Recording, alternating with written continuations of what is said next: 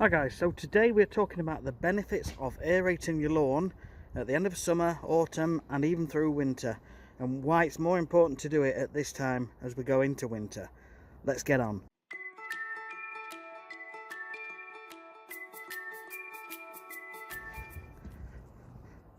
So there's a few reasons. There's three main reasons. The first reason is to help with disease. Now, we don't want to be scarifying too much at this time of the year because it takes a long time to recover. But we can aerate the lawn as long as it's not too wet and the ground's not too squelchy. Now, there has been a lot of disease around this year, especially with it being really wet. As you can see there, some of the fungus in the lawn, old patches of red thread, and it's on various parts of the lawn. And so by aerating the lawn, we are relieving compaction, but that allows any excess water to also drain through a lot easier. So that then relieves some of the symptoms that lead to disease. And the same goes for moss, the second reason. So we've got moss appearing in this lawn over here. As you can see. So we're going to be aerating both of these. So we've got the moss and the disease, which is going to help with those by making it not such a damp, wet place. We can't help the shade, and we can't help the time of the year, and we can't help any thatch. But we can relieve some of the symptoms just to make it that little bit better.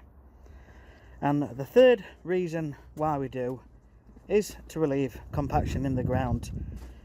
And that allows the roots of the grass to sort of expand into those voids where the aeration holes have been and where the soil is looser, thus making it a stronger, happier, healthier plant, and it's going to survive better next year. As you can see there, we've got all sorts going off with the lawn, bits of disease, bits of discoloration. So we're going to give this a good cut, and I'm going to aerate it, clear that up, and we're going to get a winter feed on as well, which is a combination of iron sulphate, and I'm putting some seaweed on as well.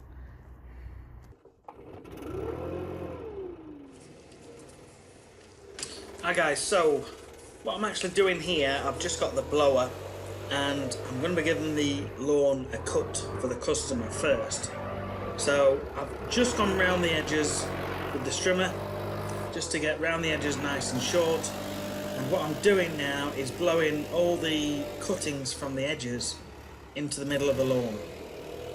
And then after this we're just going to go over with the mower and give it a good cut before we start the aeration.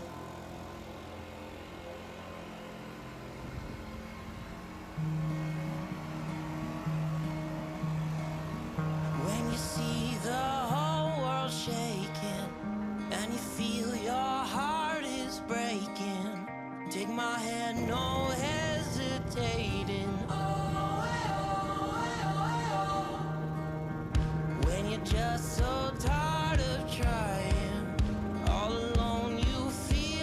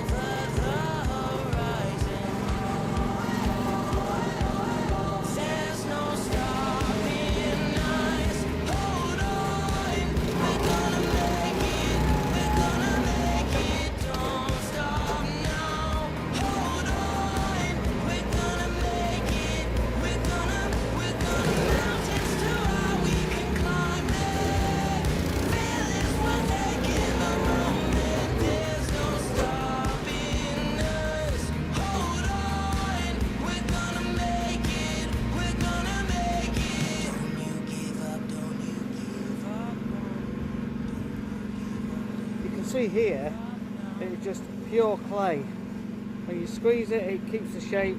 Just absolutely pure clay.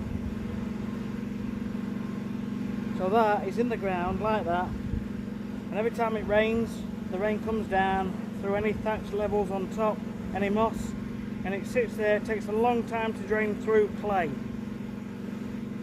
So you end up with pools of water on the top, squelchy ground, and that leads to moss and disease. So aeration is absolutely critical if you have clay lawns.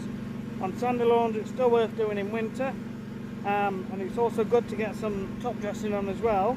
If it's really clay, you can get some soil on to try and change the structure of the ground, so it's not just clay, it's a bit of soil in there as well. But also compost.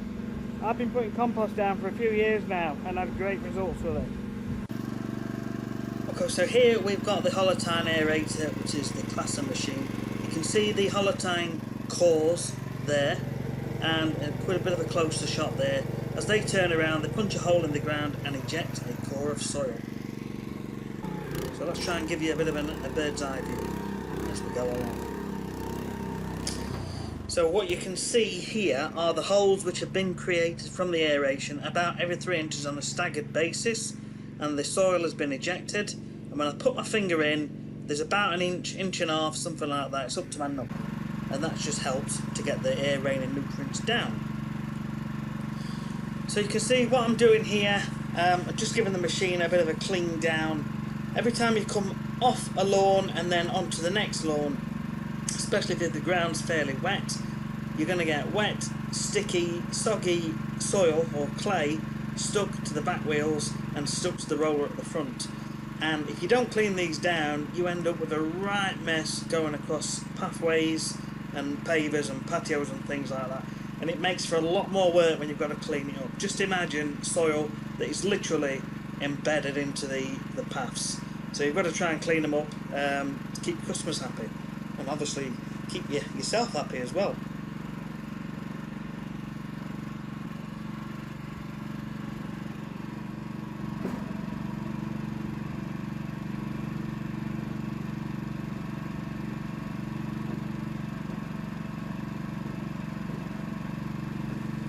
So all I'm doing at this point, obviously probably goes against health and safety, but literally sort of tilting it back so there's no drive going out of the machine, it's not moving forwards.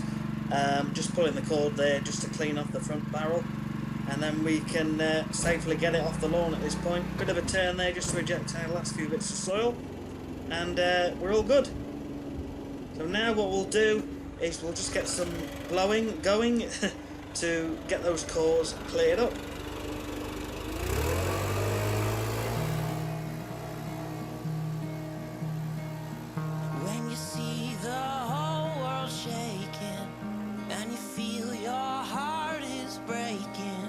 Take my hand, no hesitating.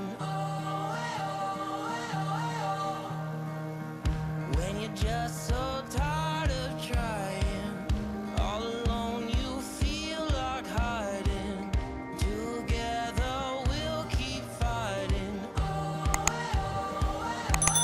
There's no stopping us. Hold on, we're gonna make it. We're gonna make it. Don't stop now. Hold on, we're gonna make it. We're gonna mountains too high we can climb it. Feel this, we're taking the moment. There's no stopping us. Hold on, we're gonna make it. We're gonna make it.